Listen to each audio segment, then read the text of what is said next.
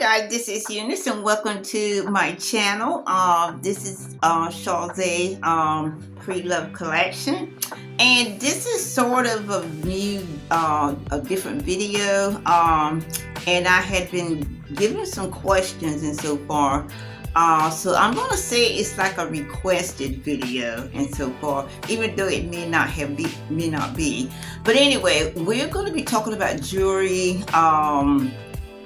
We're going to be giving a discussion, and this is going to be our first discussion. Hopefully we'll have more discussions and so forth on jewelry and so forth. But anyway, this is going to be our first one, and this one will determine whether we have another one. Okay, so I got my notes here, got some questions here, and so I can know where I'm going to start on. The first thing I'm going to do is just give you just a little quick background on myself and so forth. And if you go back into my videos and so forth, you will see some of the jewelry things I made and things like that. I have been doing jewelry for a long time. I'm from North Carolina, and when I lived in North Carolina, I did jewelry. My daughter wore, several of my pieces. I got a lot of clients from there. I also was invited to some of those vendors and so forth where I sold some jewelry and things like that. I've been in Florida about 13 years and so forth. My job is a paralegal. And I've been doing paralegal work forever, but jewelry came into play. It might have been one of the things that I started doing even before or after that. But anyway, it came into play at some point in time. And I do love making jewelry, and I'm considered what is called a beaded jewelry maker. And so far, and that's where I do a lot of beaded jewelry and things like that.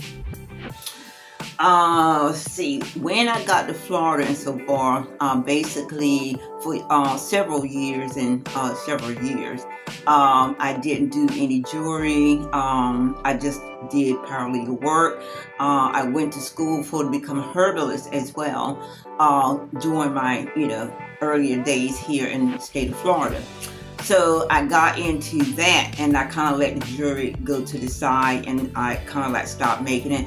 I do still have a lot of my tools and equipment and so forth. I brought that with me when I came here and moved here and so forth. So I still have really, I'm gonna say vintage tools and so forth. But anyway, since I've been here and since COVID, the paralegal service had really slowed down. I'm still a paralegal. I'm still doing some legal work and so forth, but I'm also a reseller now, and that's how I got back into jewelry. Yes, that's how I got back into jewelry. Okay.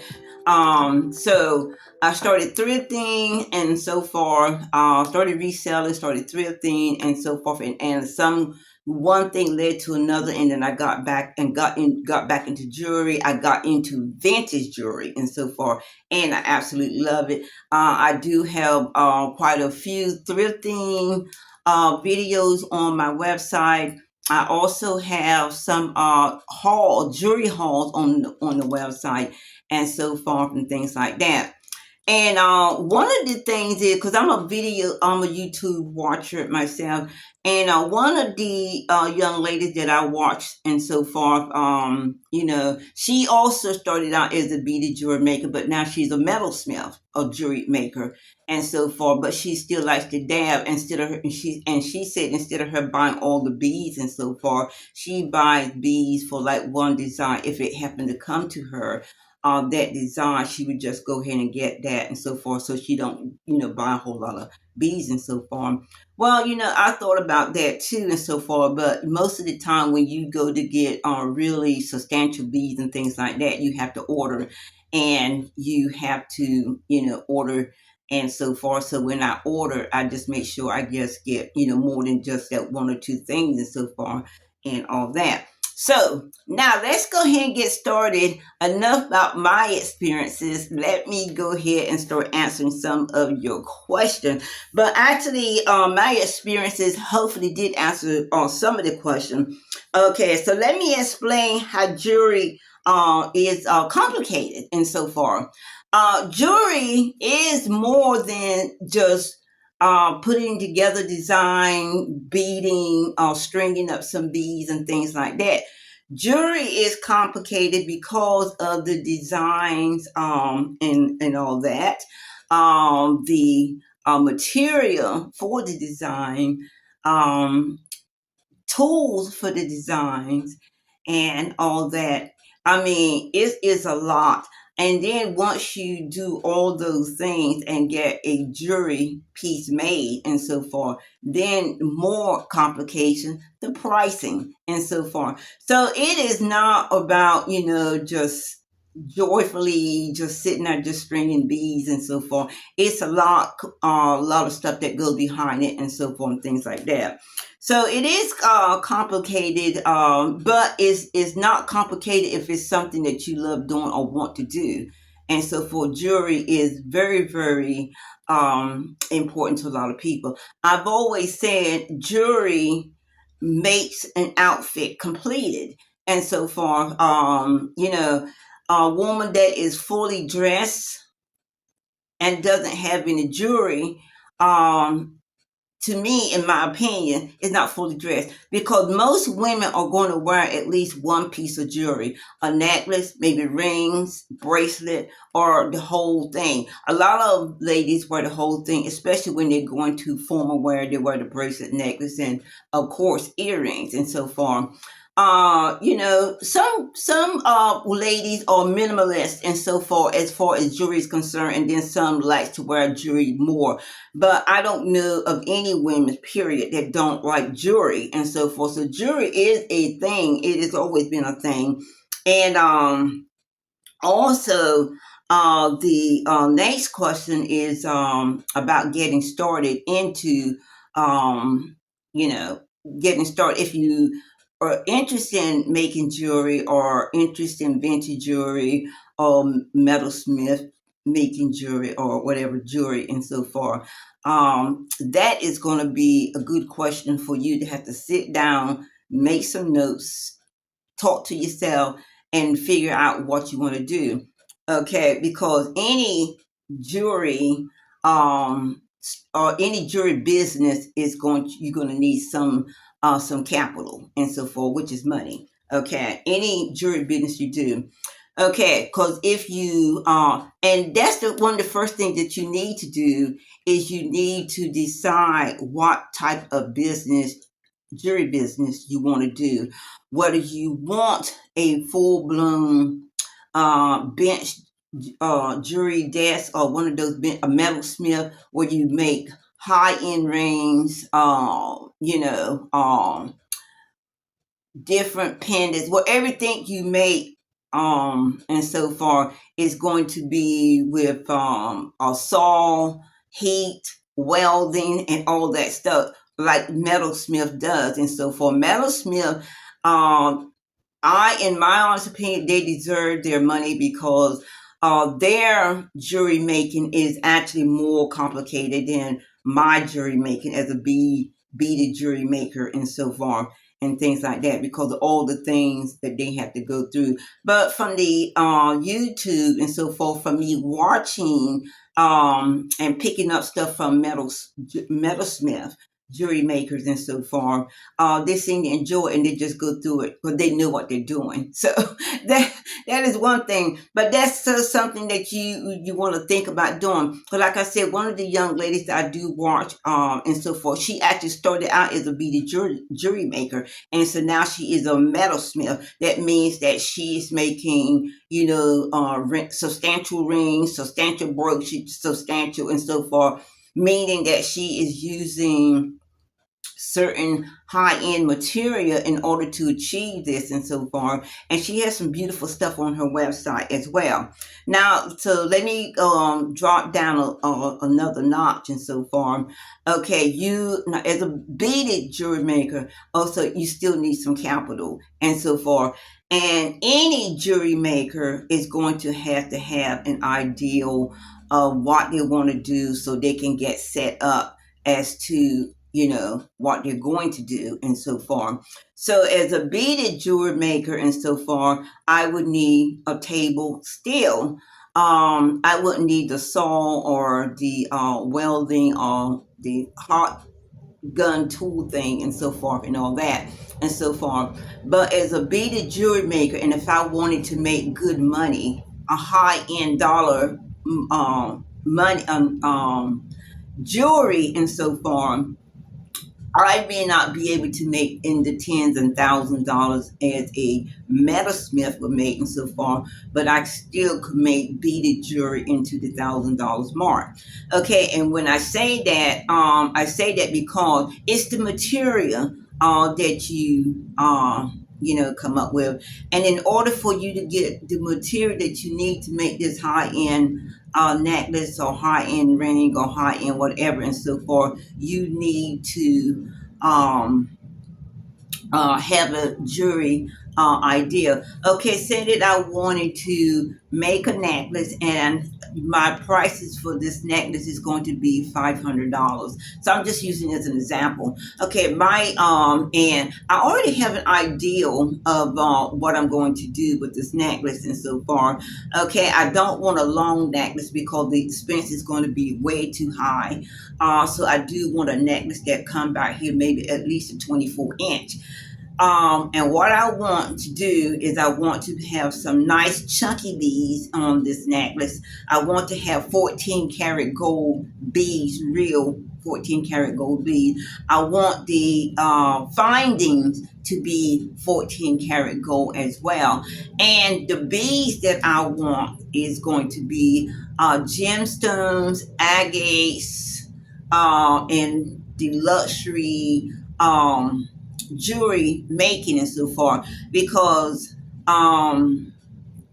gemstones is considered luxury jewelry, a high end or whatever that word is. But anyway, high end jewelry and so forth, or luxury jewelry and whatever and so forth. Gemstones are, because a lot of gemstones. Now, not all gemstones are equal. Not all gemstones are equal, because some gemstones are less, prices less, and also too in gemstone you get grades, graded A, graded B, and graded C and whatever and so forth. So it depends on what the grade level of the beads are as well.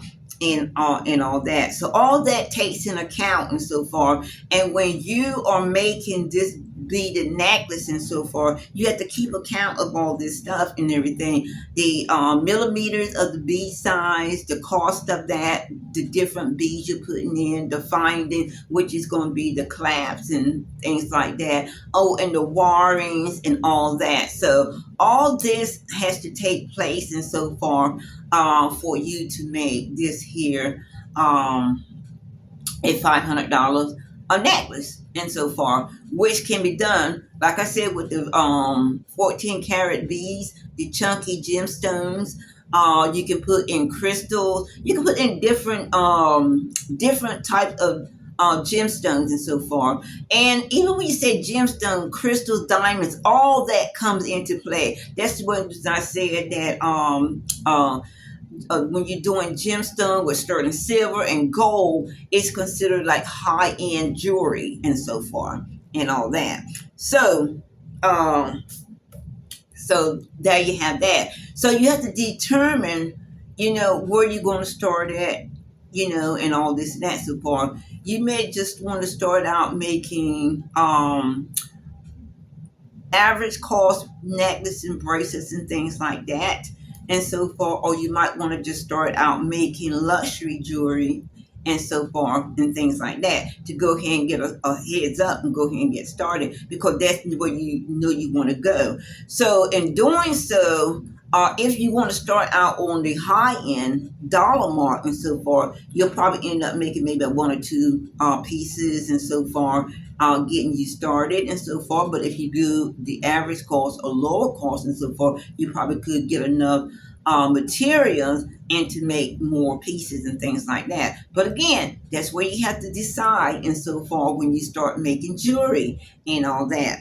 Okay, so now let me hop into the rings before I get into this next question and so forth.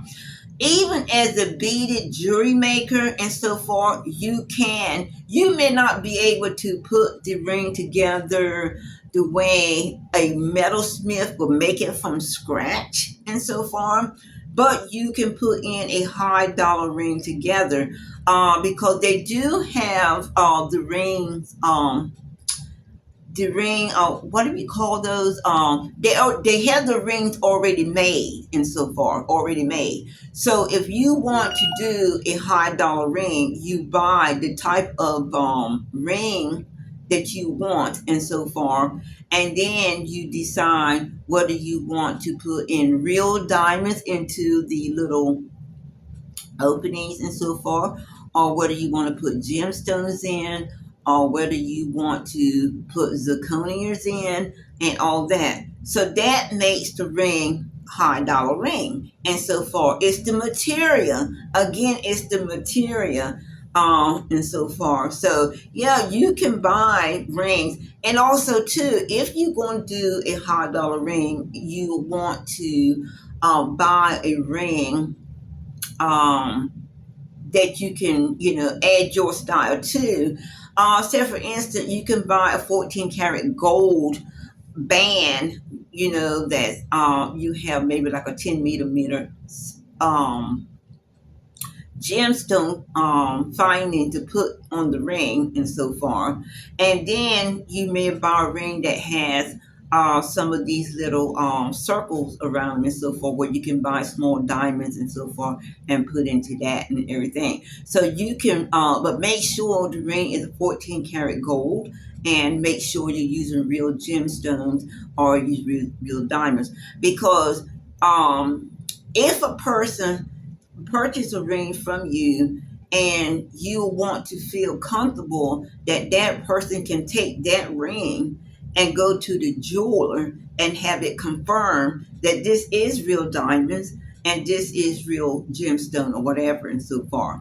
So, like I said, you need to have money to make the money and so far. So that's how you get started in jewelry. I just answered that question and so far, is to know what type of jewelry you want to do, and get into that and so far, at the very beginning and so far.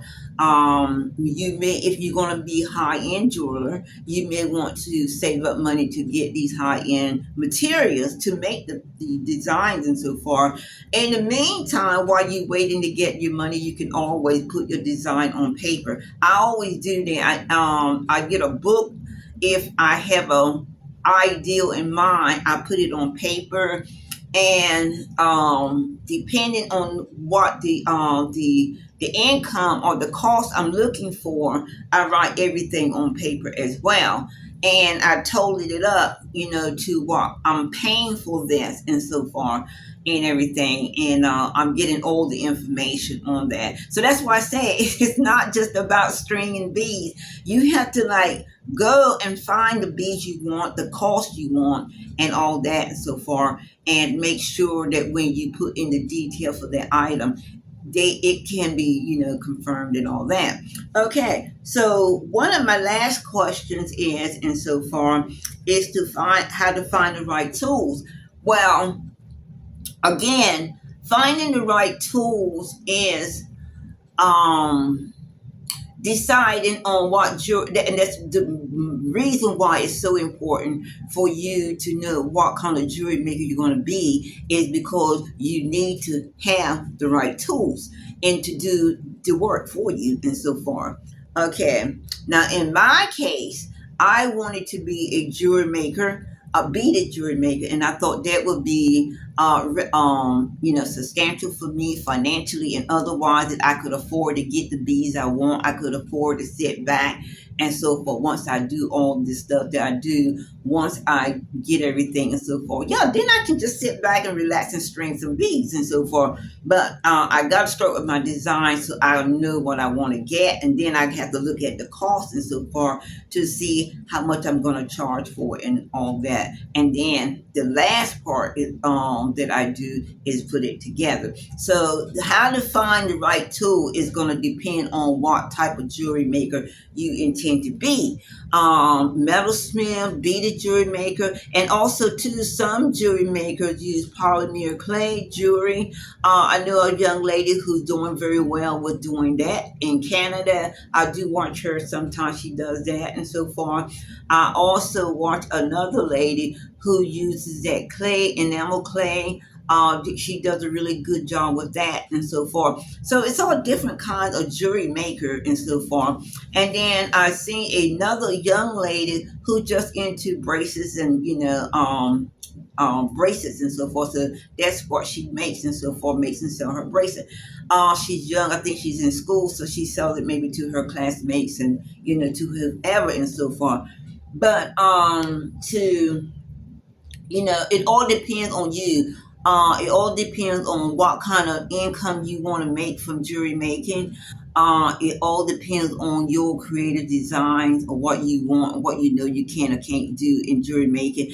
It is all artistic and so far, so you do have to have an artistic bone somewhere in your body to give you these fantastic ideals and things like that and so forth. And one of the ways that you can find out how much your pieces cost and so forth, you can put it in.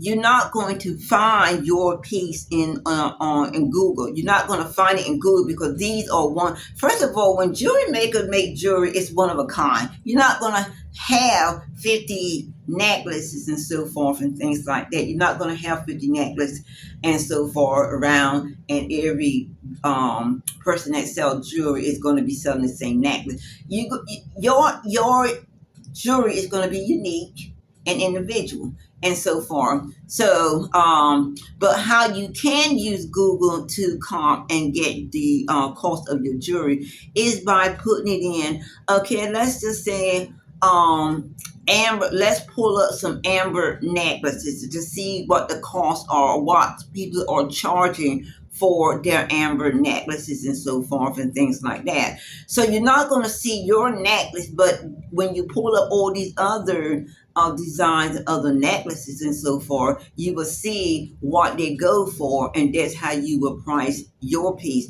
Along with the material and so forth that you purchase, always make sure that that comes in play and so forth. And sometimes you're going to sell it for more than what you will see on Google, and sometimes you won't. And so forth, it just depends on how much you put into it and so forth, the material and things like that, and all that, because you want to make sure you get all your money back for all the materials and so forth that you put into it and so forth. And you want to make sure that you're just making a pretty good profit and all that. So that is one of the things that you want to do, and that will help you to find the tools that you need is by determining the type of jewelry maker you're going to be.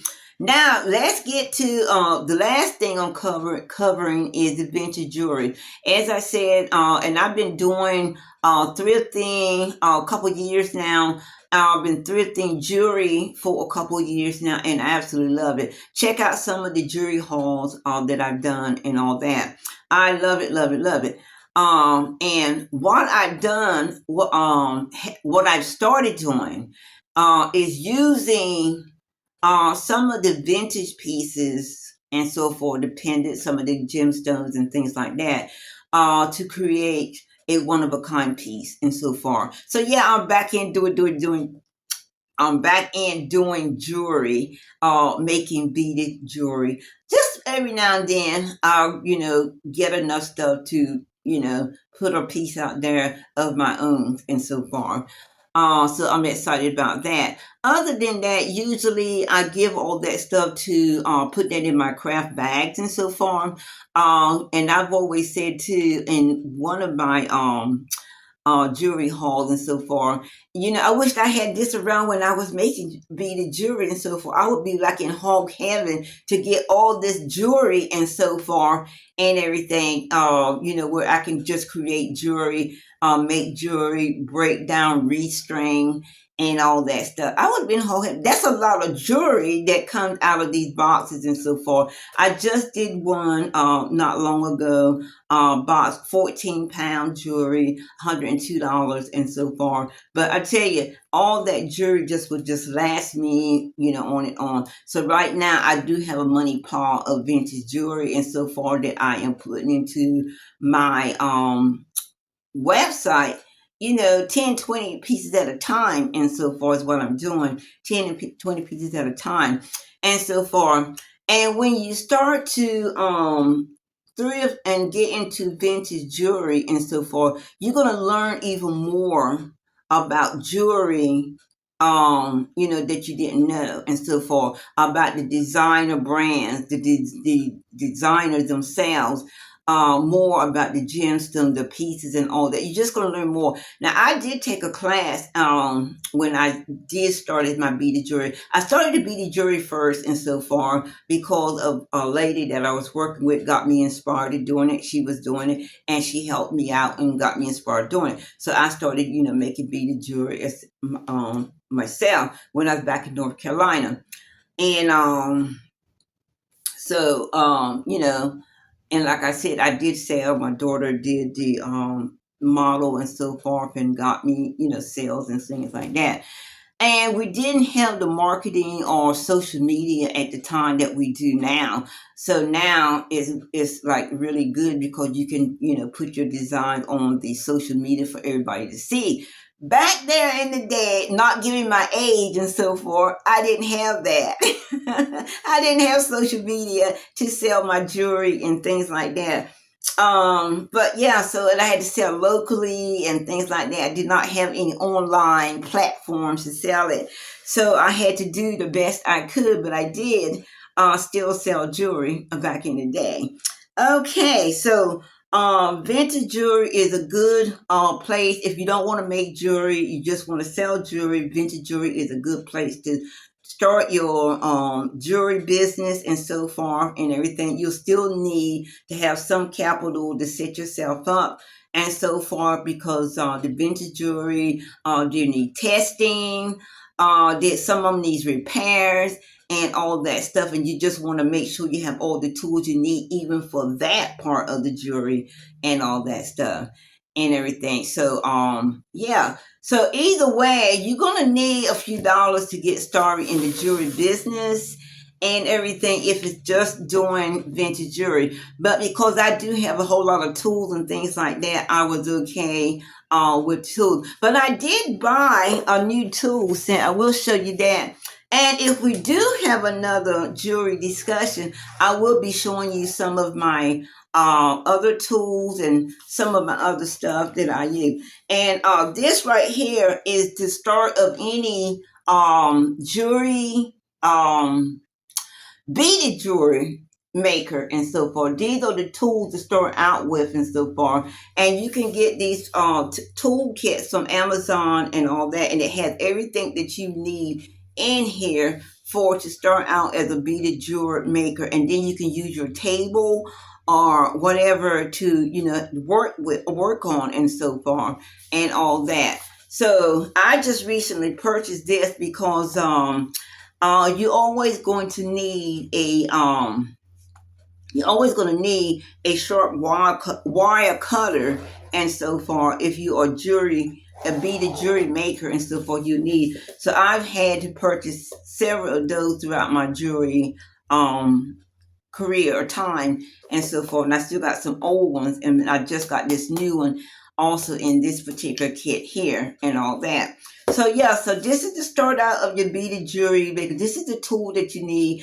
So you don't need a whole lot of money or capital, but you will need some. You will need this, and you also will need money for get the beads, the wires, and all that, and so forth, and everything, and put a few designs together and so forth, so you know what tool, I mean, where to get started and so forth when you start ordering your pieces and things together and so forth and all that. So thank you for joining me today. I hope this helped you. I hope this gives you some information on jewelry making and so forth. And I don't mean to make this a complicated thing and so forth, because if you have that love for jewelry making and if you have that design in your head and so forth, please make that necklace, please, and so forth, or even rings, because they do have the rings already made together. You just have to have an idea of what you're going to put into